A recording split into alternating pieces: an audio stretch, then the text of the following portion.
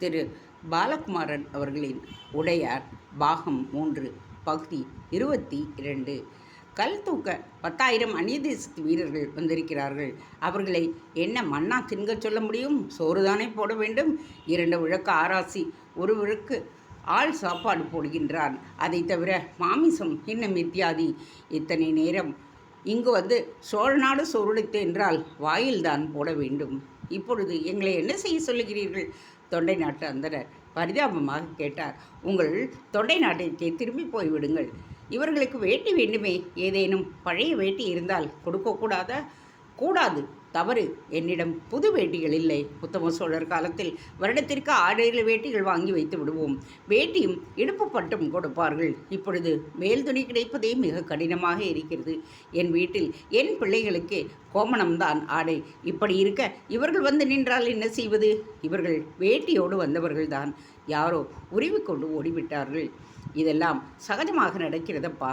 இந்த தஞ்சையில் இப்போதைக்கு வேட்டிதான் மிக அரிதான விஷயமாக இருக்கிறது.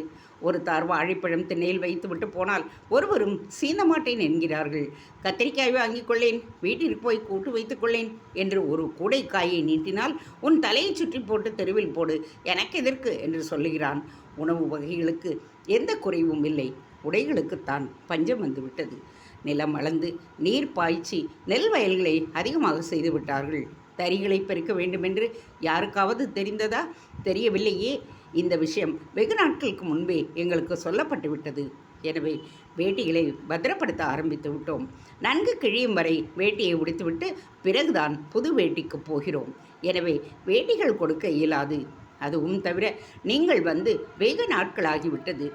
தஞ்சையிலேயே குடியிருந்தால் எங்களுக்குத்தான் அவமானம். இப்பொழுதே உங்கள் மாணவர்கள் பலர் வைசேர் வீட்டில் அரிசி வாங்கி அங்கேயே பொங்கி தின்ன ஆரம்பித்து விட்டார்கள். அது இன்னும் மிகப்பெரிய அவமானம். எனவே நல்ல நாள் பார்த்து வடக்கே சூலமில்லாத நாளாக தேர்ந்தெடுத்து நல்ல ஹோரையை பார்த்து உங்களுடைய ஊர்களுக்கு போய் சேருங்கள். அப்படி போகவில்லை என்றால் உங்கள் மீது திருட்டு குற்றமை சுமத்தும்படி நேரிடும்.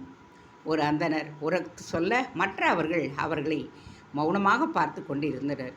தெருவில் நின்றிருந்த திருமுனைப்பாடி அந்தனர் சிறுவர்களும் அவர்களை அழைத்து வந்த தொண்டை நாட்டு அந்தணர்களும் மனம் வெதும்பி போய் மெல்ல அந்தனர் கிராமத்தை விட்டு வெளியே நகர்ந்து ஊரின் எல்லையில் உள்ள ஆலமரத்தடியில் சோகமாக வந்து உட்கார்ந்தார்கள்.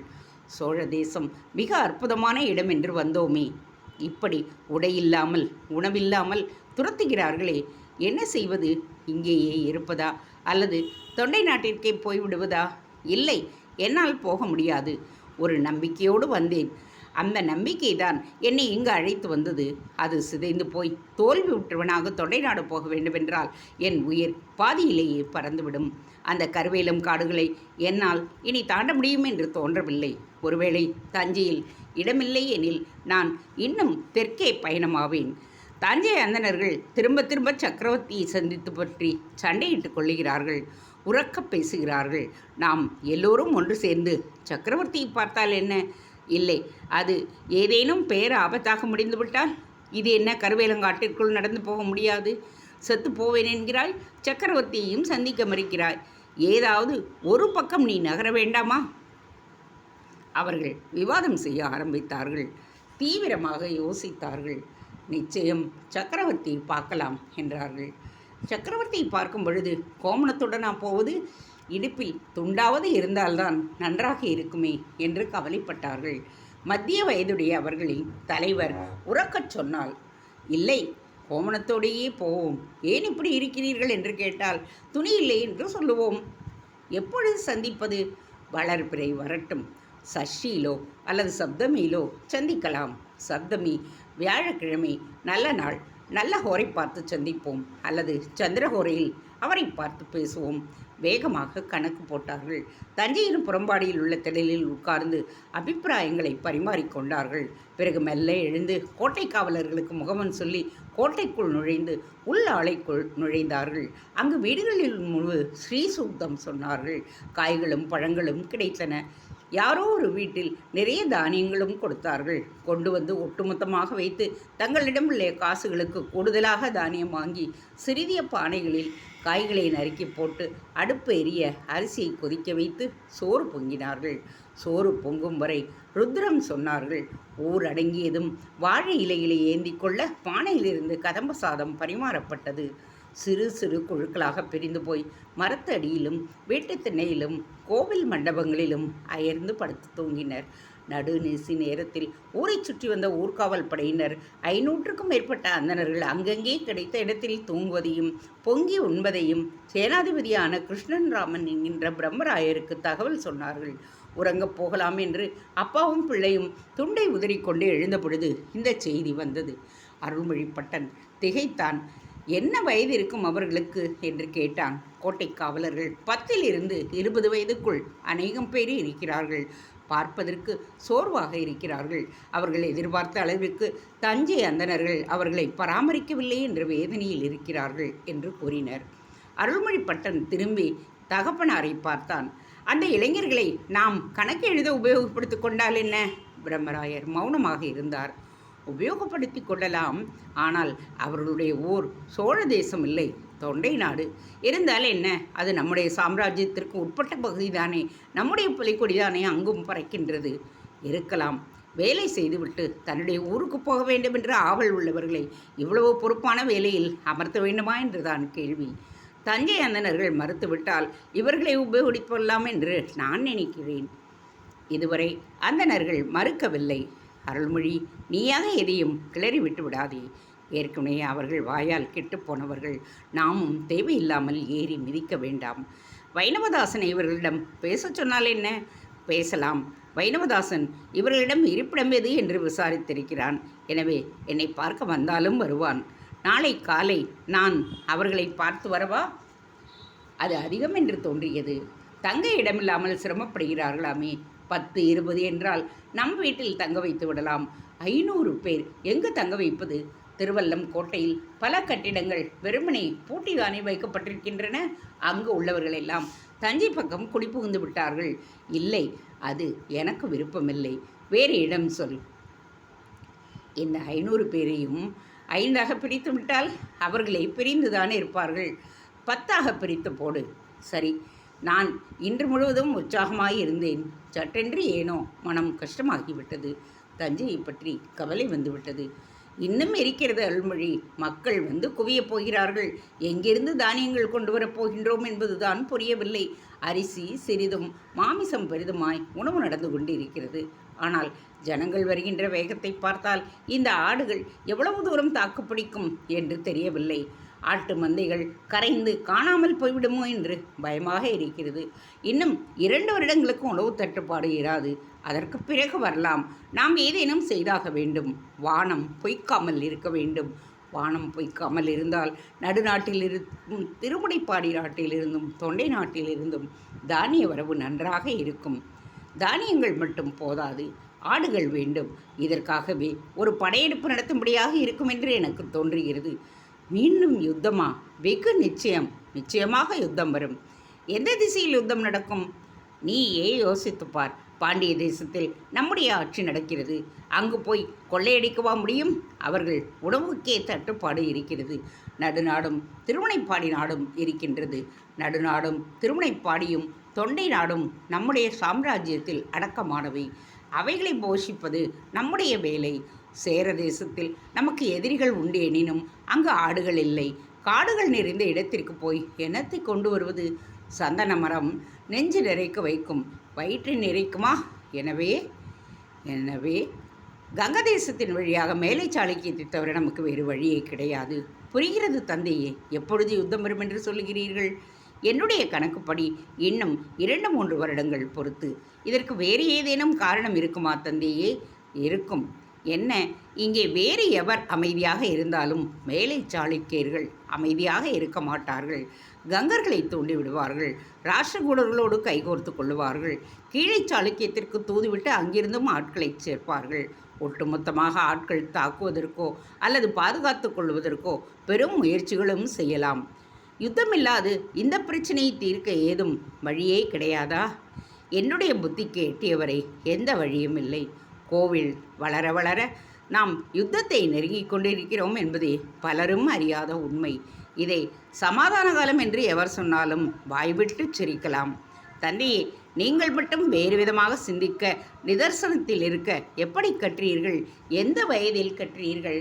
மகன் தந்தைக்கு அருகே போய் அவர் புஜத்தை ஆதரவோடு பிடித்து கொண்டான். கொஞ்சலோடு கேள்வி கேட்டான்.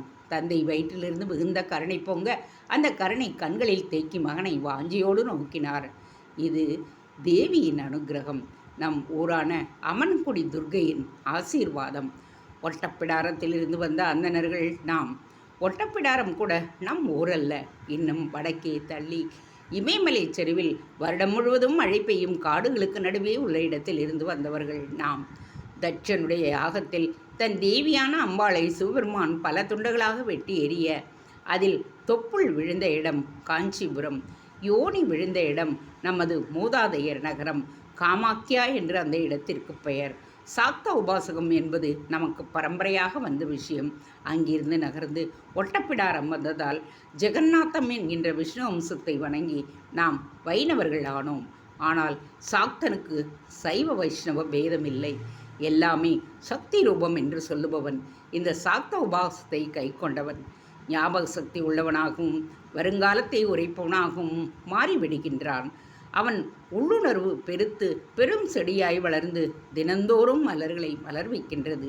இதுதான் நான் கொண்டு வந்த சொத்து அல்ல, நம் மூதாதையர்களின் சொத்துதான் இது. நம்முடைய இரத்தத்தில் இது ஊன்றியது. உன் உடம்பிலும் உன் புத்தியிலும் இந்த சூட்சுமம்தான் இருக்கின்றது. இந்த சாக்த உபாசகத்தில் ஈடுபடுவதால் தான் நாம் மத்தியம வயதில் சற்று உடல் பருமனாக கண்கள் தெரித்து விழுகின்றன. அழகான கூர்மையான மூக்கும் அகலமான நெற்றியும் உடையவர்களாக உள்ளங்கை மிருதுவானவையாக இருப்பவனாக மாறிவிடுகின்றோம். கட்டு உடலும் தளர்ந்து வேறு விதமாக மாறும். மாற மாற சாக்தகர் உபாசத்தில் நீ கிளர்ந்து வந்து கொண்டிருக்கிறாய் என்று அர்த்தம். சாக்த உபாசகத்தில் தன்னை ஆழ்த்தி கொண்டவர்களுக்கு, அதாவது தங்களை அதில் வெறியாய் ஈடுபடுத்தி கொண்ட ஆண்களுக்கு பெண்களைப் போல மார்பகங்கள் வளர்வதையும் கவனித்திருக்கின்றேன். வெளியே என்ன நடக்கிறது என்பதை உணர்வதற்கும் இனி என்ன நடக்கும் என்பதை உணர்வதற்கும் வெறும் புத்திசாலித்தனம் மட்டும் போதாது, வேறு ஏதோ ஒரு அகவிழிப்பு வேண்டும். உங்களுடைய பேச்சு ஆச்சரியமாக இருக்கிறது. எனக்கு அது வரும் என்று நீங்கள் சொல்வது இன்னும் வியப்பாக இருக்கிறது. இந்த விஷயம் அகவிழிப்பு மூலம் உங்களுக்கு வேறு ஏதாவது தோன்றி இருக்கிறதா? இளவரசர் ராஜேந்திரனுடைய எதிர்காலம் எப்படி இருக்கும்? அமோகமாக இருக்கும். சக்கரவர்த்தி உடையார் ஸ்ரீ ராஜராஜ தேவரை விட ஒருபடி அதிகம் உயரமாக நிச்சயம் இருப்பார். அவரைப் போலவே கற்றளியும் எழுப்புவார். மிகப்பெரிய வீரராக சூரியச்சந்திரர் உள்ளவரை போற்றப்படுகின்ற அரசராக அவர் திகழ்வார். அவருடைய ஆயுசு எப்படி? தீர்க்க ஆயுசு. சக்கரவர்த்தியை பற்றி சொல்லுங்கள். அவரும் நல்ல ஆயுளுள்ளவர் என்று நிறைந்த வாழ்க்கை வாழ்பவர்தான். சரித்திரத்தில் அழியாத புகழை பெற்றவர்தான். சோழ தேசத்தின் வளர்ச்சி எப்படி இருக்கும்? எது வளர்ந்ததோ அது அழியும். ஆனால் சோழ தேசத்திற்கு இப்பொழுதைக்கு எந்த அழிவும் இல்லை. அது கிடைக்கிறது வெகு தொலைவில். 100 வருடங்கள் போன பிறகுதான் சரிவின் எல்லை தெரியும்.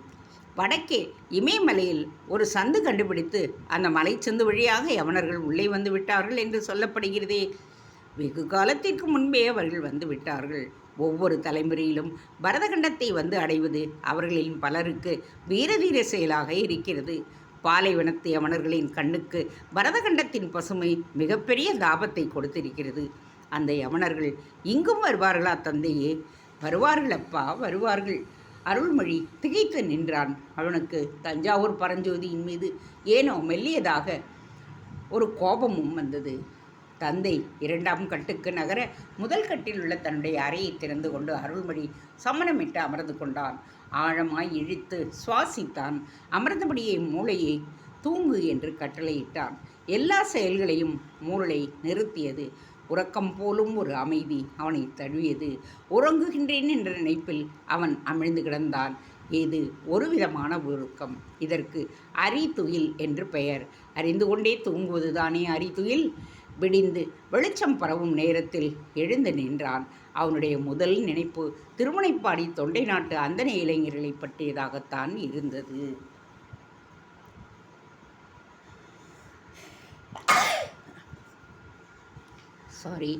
இந்த வருடம் அவ்வப்பொழுது மழை பெய்து கொண்டுதான் இருக்கிறது.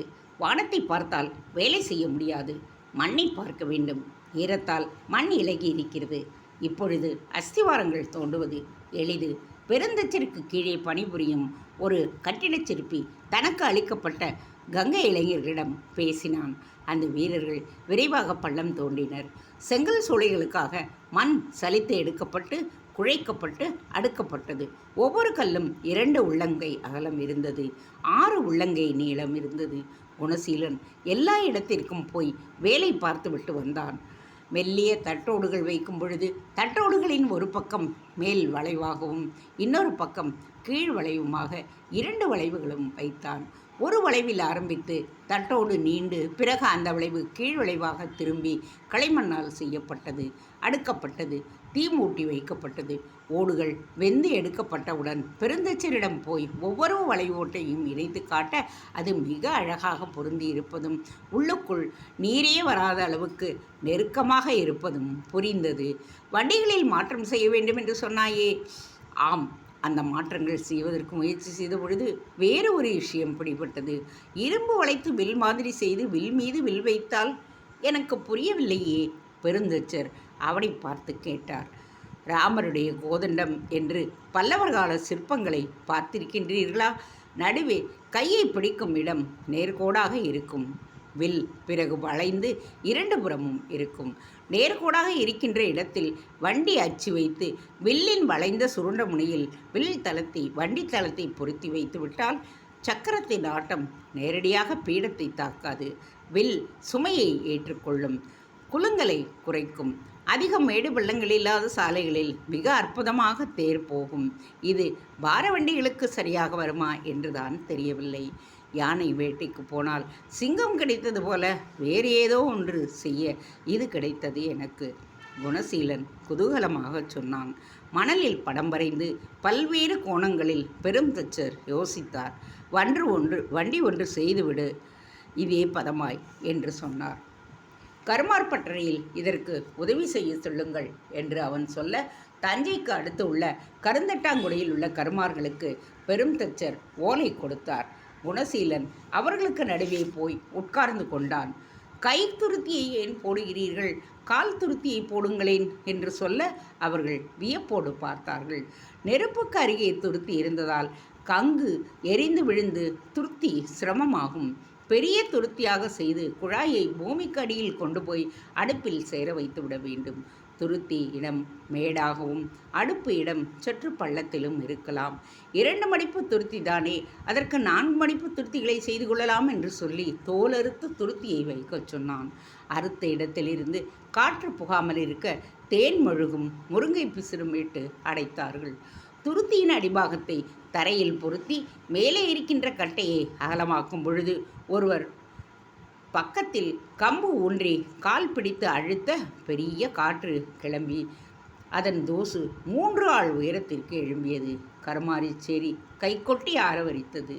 தாமிரக்குமிழையை தரையில் பதித்து துருத்தி வாயோடு இணைத்து துருத்தி வாயில் களிமண் பூசி அதன் மீது வஜ்ரமும் ஒட்ட கல் பிணைக்கும் சாந்து தடவ ஒரு சிறிய ஓட்டை கூட இல்லாமல் காற்று அடுப்பு மீது சீறி பாய்ந்தது. கரித்துண்டுகளும் மரக்கட்டைகளும் போட்டு கடவுளை வேண்டிக் கொண்டு கற்பூரம் நடுவில் வைத்து பற்றி எரிய ஆரம்பித்தவுடன் மெல்ல துருத்தியை அசைக்க காட்டு சற்றென்று அடுப்பு முழுவதும் பரவி தழலை வெளியே தள்ளிற்று. தழல் இடுப்பு உயரத்திற்கு எழுந்து இரும்பு குழாய் காய்ச்சுவதற்கு பெரிய பெரிய பாத்திரங்கள் அங்கே கல் வைத்து இறக்கினர். சுற்றிலும் மரக்கட்டைகளை வைத்தார்கள். மண்ணும் இரும்பு தாதும் கலந்த உருக்கை உள்ளே போட்டார்கள். கால் நாழிகைக்கு குறைவான நேரத்திலேயே குழம்பு கொதிக்க ஆரம்பித்தது. சற்று நேரத்திற்கு பிறகு குழம்பு நல்ல பக்குவத்திற்கு வந்தது. குறுக்கே கம்பியை கொடுத்து தோளில் தூக்கி கொண்டு போய் அச்சில் ஊற்றினார்கள்.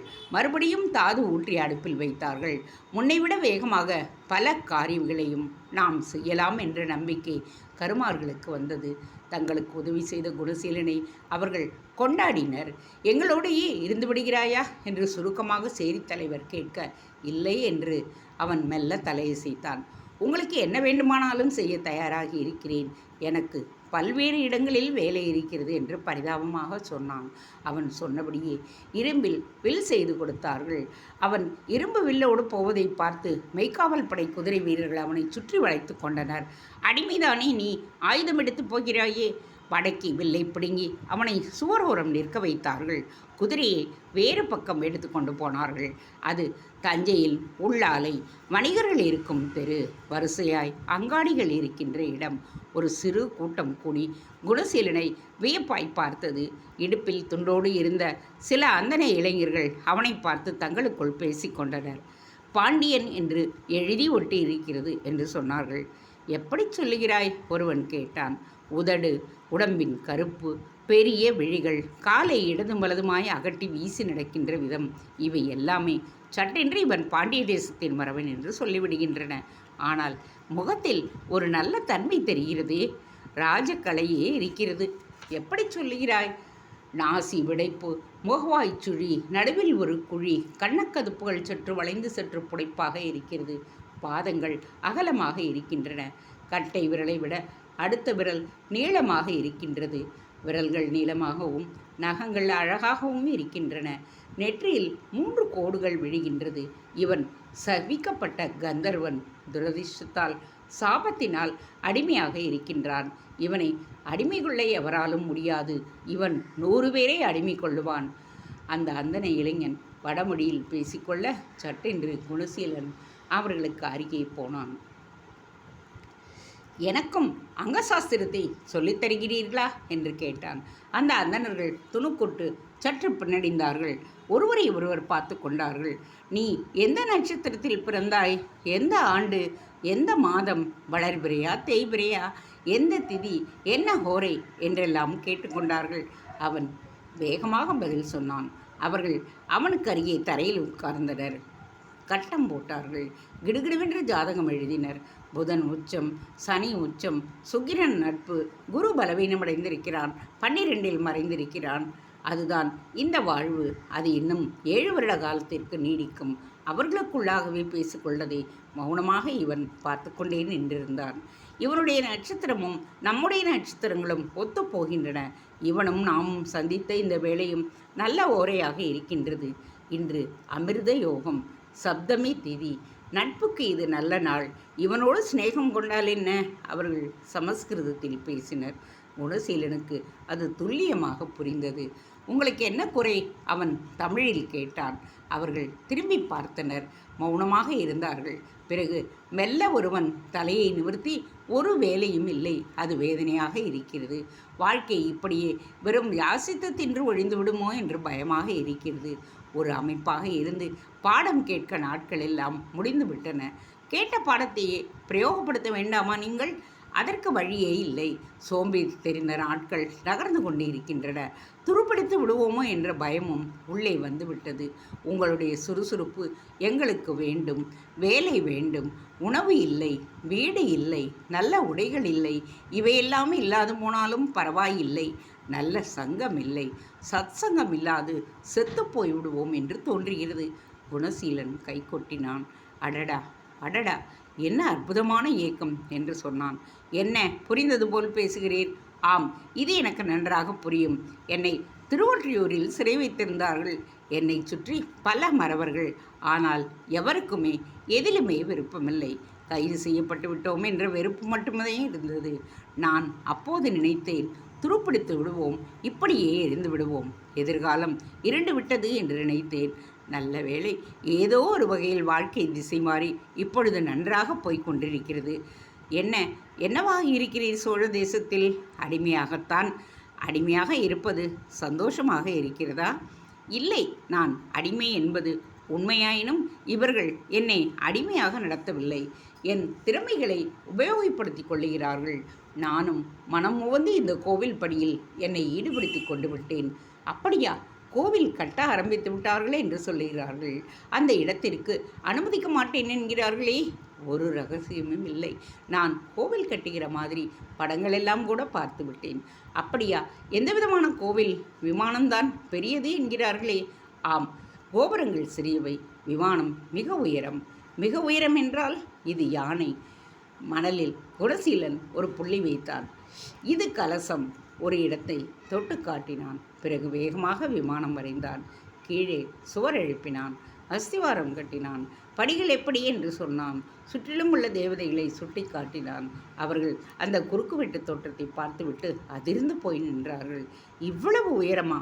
செங்கல்லா கருங்கல்லா? கருங்கல். இப்படி உயரத்திற்கு கருங்கல் எப்படி எழுப்புவார்கள்?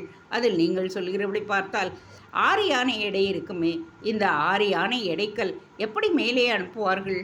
ஒரு வழி இருக்கிறது என்று சிற்பி சொல்லுகின்றான். என்ன வழி என்று எனக்கு சொல்லப்படவில்லை. உங்களை என்ன விதமாக அவர்கள் உபயோகப்படுத்திக் கொள்ளுகிறார்கள்? சின்னதாய் இந்த கோயில் பணிகளுக்கு உண்டான விஷயங்களுக்கு உதவி செய்கின்றேன். கருமார்களுக்கு துருத்தி செய்து கொடுக்கிறேன். வண்டிகளுக்கு வில்லடிக்க முயற்சிக்கின்றேன். அது எப்படி என்றுதான் தெரியவில்லை. வில்லடிப்பது என்றால் அவன் வில் வரைந்தான். அச்சு எங்கே இருக்கும், பீடம் எங்கே இருக்கும் என்று காட்டினான். வில் வைத்து ஆகிவிட்டதல்லவா, இது கெட்டிக்காரத்தனம். ஆனால் 2 சக்கரம் என்பது வில் குறுங்கும்போது குட்டை நாட்டி விடலாம். 4 சக்கரம் வைத்து விடலாமே, எப்படி? குணசீலன் வியப்பாக கேட்டான். இந்த அச்சுக்கட்டையிலிருந்து ஒரு குறுக்கு கட்டையை பொருத்தி அந்த குறுக்கு கட்டைக்கு 2 புறமும் சிறிய சக்கரங்களை அமைத்து வைத்து விடுங்கள். அது வண்டி ஓட்டியின் இடமாக இருக்கட்டும். வண்டி ஒரு காலும் குடை சாயாது, சரிவிலே போனாலும் பலமாக நிற்கும். 4 குதிரைகள் பூட்டி வேகமாக ஓட்ட முடியும். அற்புதம், அற்புதம். நீங்கள் விரைவாக யோசிக்கிறீர்கள். உங்களுக்கு என்ன தேசம்? எங்களுக்கு தொண்டை நாடு. தொண்டை நாட்டில் எந்த இடம்? இவனுக்கு திருக்கடல் மல்லை, எனக்கு திருமயிலை. அடேப்பா, கேள்விப்பட்டிருக்கிறேன் மிக அழகான கிராமங்கள் என்று. கடல் மல்லை பெரிய துறைமுகமாமே. ஆம், யவனர்கள் புழங்குகின்ற இடம். மிகப்பெரிய குதிரை சந்தையும் இருக்கின்றது. திருமயிலையில் நகை செய்பவர்களும் பாத்திரம் செய்பவர்களும் இருக்கிறார்கள் என்று கேள்விப்பட்டிருக்கிறேன். ஆம், கருவிகள் செய்பவரும் உண்டு. 3 ராட்டினங்களை போட்டு நீர் இறைப்பார்கள். ஏனப்படி? அதிகம் வலிவு கொடுக்க வேண்டாம். லேசாக இழுத்தாலே பெரிய குடம் மேலே வந்துவிடும். ராட்டினங்கள் வலுவை தாங்கிக் கொள்ளும். அந்தணர்களாய் நீங்கள் வேதம் படித்தலை விட்டுவிட்டு வேறு என்ன தொழில் செய்துவிட முடியும்? என்ன தொழில்தான் செய்ய முடியாது? தோல் துருத்தியை தைக்க முடியுமா? இரும்பை பழுக்க காய்ச்சி அடிக்க முடியுமா? மரத்தை இழைத்து சக்கரம் பொருத்த முடியுமா? கல்லை பிளந்து கோவிலுக்கு கொண்டு வந்து விட முடியுமா? முடியாதுதான். ஆனால் நீங்கள் செய்கிற வேலையை பார்த்து இதை இன்னும் எளிதாக செய்வதும் நர்விசாக செய்வதும் எப்படி என்பதை எங்களால் கண்டுபிடித்து விட முடியும். குறிப்பாக இந்த வில்வண்டியை நீங்கள் செய்ய ஆரம்பிக்கும் பொழுது நாங்களும் அருகே இருக்க பிரியப்படுகிறோம். அது என்ன விதமாக செயல்படுகிறது என்று ஒருமுறை பார்த்துவிட்டால் அதை வேறு விதமாக மேம்படுத்த எங்களால் முடியும். உங்கள் பேச்சு சந்தோஷமாக இருக்கிறது, மிக மிக உற்சாகமாகவும் இருக்கிறது. நல்ல உணவு கிடைக்கிறதா? சிரமம்தான். கவலைப்படாதீர்கள். கோவில் பணிகளில் ஈடுபடுத்திக் கொள்ளுங்கள். நல்ல உணவுக்கு பஞ்சமில்லை. கோவில் பணியாளர்களை அரசர் கண்ணும் கருத்துமாக கவனித்துக் கொள்கிறார். நான் சக்கரவர்த்திக்கு அருகே நெருங்கி நின்று கொண்டு பலமுறை பேசி இருக்கிறேன். அப்படியா? அவர்கள் ஆச்சரியமடைந்தனர். அரை நாழிகையில் அவனுடைய வில் அவர்களிடம் கொடுக்கப்பட்டது. குணசீலன் வாங்கி கொண்டு சிரித்தான். என் குதிரை எங்கே என்று கேட்டான். உன் குதிரையை யார் எடுத்தார்கள்? மெல்ல அவர்கள் அவனை முறைத்தார்கள். சரி, என் குதிரை எங்கு வேண்டுமானாலும் போகட்டும், நான் நடந்தே போகிறேன். அவன் வில்லை தோளில் தூக்கி வைத்து கொண்டான். அவர்கள் முன்னும் பின்னும் அலைந்தனர். இவன் குதிரை எங்கேடா? ஒருவன் கேட்க மற்றொருவன் வேறு ஒருவனை பார்க்க அவன் ஓடிப்போய் ஒரு வீட்டுச் சந்திலிருந்து குதிரையை கொண்டு வந்தான். குதிரை குணசீலனை பார்த்து கனைத்தது. அருகே வந்து அவன் முதுகை மெல்ல இடித்தது. ஆனால் இங்கு கடினமாக வேலை செய்கிறோமே தவிர எல்லாவித உரிமைகளும் எங்களுக்கு கொடுக்கப்படவில்லை. நான் உங்களை அழைத்து போகும் அளவுக்கு தெளிவானவன் அல்ல. என்னுடைய நடவடிக்கைகளையே இவர்கள் அவ்வப்பொழுது வேவு பார்க்கிறார்கள். நான் போய் நீங்கள் வர வேண்டும் என்று விண்ணப்பம் செய்கின்றேன். கோவில் கட்டும் இடத்திற்கு நீங்கள் வரலாம். பெருந்தச்சர் இருக்கும் இடத்திற்கு அருகில் நான் இருப்பேன். அங்கு தங்க வசதி உண்டா? பெரிய குடிசை இருக்கிறது. கவலைப்பட வேண்டாம். வந்து சேர்ந்து விட்டால் போதும். உங்கள் நலத்தை நான் பார்த்து கொள்ளுகிறேன். சோழ தேசத்தில் பாண்டிய வீரர் ஒருவர் இத்தனை நம்பிக்கையோடு பேசுவது ஆச்சரியமாக இருக்கிறது. ஆனால் நீங்கள் சொன்னது போல் எனக்கு என்ன வேலை தெரியும், என்ன வேலை தெரியும் என்று நாங்கள் சொல்ல முடியும். அப்படி சொல்லாதீர்கள். இங்கு கணக்கு எழுதும் வேலை இருக்கிறது. உங்களுக்கு கணக்கு எழுத முடியுமா? கணக்கு எழுதுவதென்றால் வரவு செலவா? இல்லை. எத்தனை கற்கள் கொண்டு வரப்பட்டன, எத்தனை கற்கள் எங்கே நடப்பட்டன, இன்னும் எத்தனை கற்கள் தேவை? இதற்கு ஓலையும் எழுத்தாணியுமே தேவையில்லை. மனதிலேயே கணக்கு போட்டு விடலாமே. கணக்கு போடுவது மட்டுமல்லாது ஓலையில் பதித்து கொண்டு அதை பெரிய சுவடியாய் நூல் போட்டு இறுக்கி கட்டிக்கொண்டு அரசாங்க கணக்கு புத்தகமாய் அதை கவனித்து வர வேண்டும். எப்பொழுது வந்து எவர் கேட்டாலும் இத்தனை நாள் இத்தனை கற்கள் இவர் வாங்கி கொண்டார் என்று சொல்லப்பட வேண்டும். அது மட்டுமில்லாது ஆட்களுக்கு கூலி கொடுப்பதற்கு ஒரு கணக்கு வேண்டும் என்று இவர்கள் நினைக்கிறார்கள். அதையும் உங்களால் செய்ய முடியாதா? செய்யலாமே. அது என்ன மாதிரி கணக்கு? சுமை தூக்குவோருக்கு ஒரு கூலி, பாறை வெட்டி எடுப்பவருக்கு ஒரு கூலி, பாறையை தட்டி சமன் செய்பவருக்கு ஒரு கூலி, பாறையில் அளவெடுத்து அதை வர்ணத்தில் தீட்டுபவருக்கு ஒரு கூலி, அப்படி வர்ணம் தீட்டப்பட்ட பாறையை செதுக்கி சமன் செய்து உள்ளே இறக்குபவருக்கு ஒரு கூலி, அந்த பாறையை சரியான இடத்தில் சரியானபடி நடும் சிற்பிக்கு ஒரு கூலி என்று விதம் விதமாக நெல்லும் காசும் தருகிறார்கள். நெல் கணக்கு தனியாகவும் காசு கணக்கு தனியாகவும் இருந்து மொத்தம் இத்தனை மாதத்தில் இவ்வளவு செலவாயிற்று என்று சொல்ல வேண்டும். இதையும் செய்யலாமே. ஆரம்பத்தில் சற்று தடுமாறும். அப்படி இல்லாமல் அவசியமில்லை. எந்த தடுமாற்றமும் இல்லாமல் செய்வதற்கு உங்களுக்கு உதவி செய்யப்படும். உண்மையாய் இருக்க வேண்டுமென்றுதான் எதிர்பார்க்கிறார்கள். உடுக்க உடையும் உண்ண உடவும் கிடைக்கும் அல்லவா? நிச்சயம் கிடைக்கும் ஐயா. ஏன் திரும்ப திரும்ப சந்தேகப்படுகிறீர்கள்? இல்லை, பொதுவாக உங்களுக்கு செய்யும் உணவையே எங்களுக்கு தந்துவிட்டால் அதை ஏற்க இயலாது என்று அஞ்சுகின்றேன். நீங்கள் தனியாக உணவுக்கு ஏற்பாடு செய்து கொள்ளுங்கள். எத்தனை பேருக்கு வேலை இருக்கும்? இருக்கும், ஒரு 1000 பேருக்கு. ஆஹா, பெரும் கூச்சலாக திகைத்தார்கள். குணசீலன் அவர்களை வினோதமாக பார்த்தான். ஏன் இப்படி கூச்சலிடுகிறீர்கள்? நாங்கள் 500 பேர்கள் நாய்ப்படாத பாடுபட்டு கொண்டே இருக்கிறோம். அப்படியா? அருள்மொழிப்பட்டரிடம் பேசுகின்றேன். யார் அது? பிரம்மராயரின் மகன், உபசேனாதிபதி, பிறகு ராஜேந்திரருடைய நெருங்கிய நண்பர். அவருக்கு இங்கு நல்ல செல்வாக்கு இருக்கிறது. உங்கள் விருப்பத்தை அவரிடம் சொல்லட்டுமா? இப்படி நேரடியாக விருப்பத்தை சொல்வதை விட அவருடைய அபிப்பிராயம் என்னவென்று கேட்டுக்கொள்ளுங்கள். அது மட்டுமல்ல, இதற்கு இடைஞ்சலாக வேறு யாரேனும் வராவண்ணமும் பார்த்து கொள்ள வேண்டும். யார் இதற்கு இடைஞ்சலாக இருப்பார்கள்? தஞ்சை அந்தணர்கள். ஓ, அது ஒரு பிரச்சனை இருக்கின்றதல்லவா? குணசீலன் வியந்தான், யோசித்தான். இந்த விஷயத்தை நாம் கையாளுவதை விட அருள்மொழிப்பட்டர் கையாளுவதுதான் நல்லது. நீங்கள் இங்கேயே இருங்கள். இன்னும் 2 நாட்களில் உங்களுக்கு நல்ல செய்தியை சொல்லுகின்றேன். குணசீலன் கோயில் இருக்கும் திசையை நோக்கினார. அவர்கள் புறம்பாடிக்கு வேகமாக நகர்ந்தனர். அங்குள்ள தங்கள் மற்ற நண்பர்களிடம் இதை காதோடு காதாக சொன்னார்கள். அங்குள்ள அத்தனை பேருக்கும் முகங்கள் மலர்ந்தன. ஒரு குழுவுக்கு 1 கலம் நெல் வாரக்கூலி, இன்னொரு குழுவுக்கு 2 கலம் நெல் வாரக்கூலி, இன்னொரு குழுவுக்கு 3 கலம் நெல் வாரக்கூலி, இன்னொரு குழுவுக்கு 4 கலம் நெல். 1 கலம் வாங்குகிறவர்கள் 100 பேர், 2 கலம் நெல் வாங்குகிறவர்கள் 125 பேர். அவர்கள் விரிவாக உட்கார்ந்து அந்த கணக்குகளை எப்படி போடுவதென்று விதவிதமாக விவாதம் செய்து கொண்டார்கள். மறுபடி கோவில் பக்கமோ நார்த்தமலை பக்கமோ நம்மை போகச் சொல்லி கணக்கெழுத சொன்னால் நாம் உணவுக்கு என்ன செய்வது? நாமே நம் உணவை தயார் செய்து கொள்ள வேண்டும். நம்மில் சிலரை உணவு தயார் செய்யும் முறைக்கு பழக்கப்படுத்தி விட வேண்டும். அவர்கள் வெகு தூரம் நீந்துவதற்கு தயாரானதற்கு போல தொடை தட்டி அலைந்தார்கள். எதிர்நீச்சல் போட்டால்தான் வாழ்க்கையில் ஏதேனும் ஒரு இடத்திற்கு போக முடியும் என்பது அவர்களுக்கு நன்றாக தெரிந்திருந்தது. தேங்க்ஸ் ஃபார் வாட்சிங். Please subscribe.